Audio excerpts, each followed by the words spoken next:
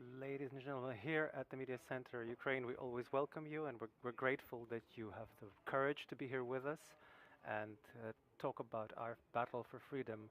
These words are especially relevant in Lviv today.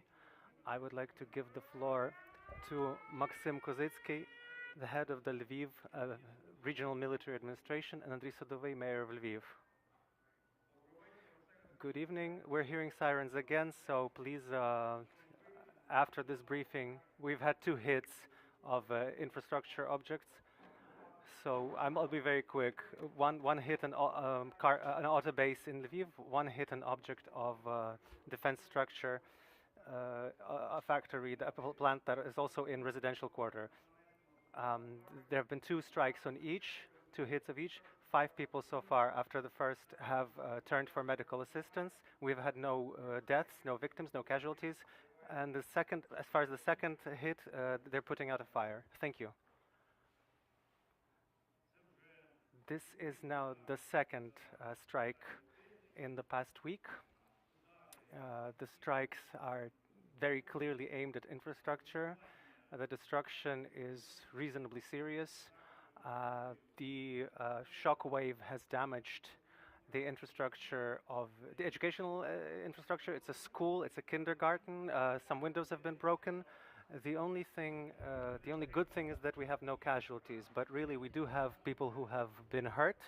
I think that with today's strikes, the aggressor wants to say hello to President Biden, who is currently in Poland. And Lviv is, of course, only 70 kilometers from the Polish border.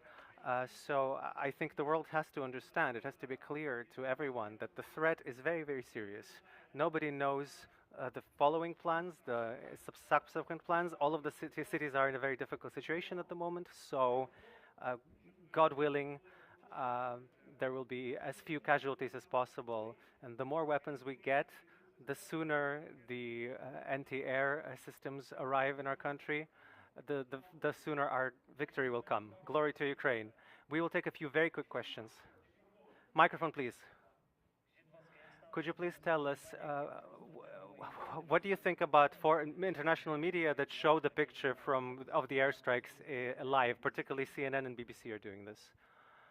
I think that international journalists have been in hotspots many times and have to understand that we're a peaceful city and they have to act accordingly to the rules of journalism. More questions? Yes, please. Final, in the last row. You French TV, I have a question. Friday of last week, you said no city were safe anymore, that anything could happen from now on. That's the proof. So are you going to strengthen, reinforce the security policy, and if yes, how so? First of all, even prior to February 25th, we removed the objects of military infrastructures from Lviv, and the damage that we've had are buildings, and really the aggressor is aiming at civilians, at our objects. So the level of security is as high as it can be in our city at the moment. The same goes for the region. But again, I have to stress, we don't know what the following objectives and goals, targets of Russian rockets are. The rockets that have been sent from Sevastopol today, dispatched from Sevastopol, and which have hit many targets, not only in Lviv, but also in other objects in the country. We're all in the same boat. The sooner we receive quality weapons and systems of anti-air defense, the safer our cities will be, and our citizens will be, and you will be. Thank you. Last question, please. Thank you. With us were Maksym Kozytskyy, head of the Lviv Military Administration, and Andrii Sadovyi, mayor of Lviv. Major request, please go to the shelter right now, because we don't know what the target is. Your health, your security is a priority. Please go to the shelters. Thank you.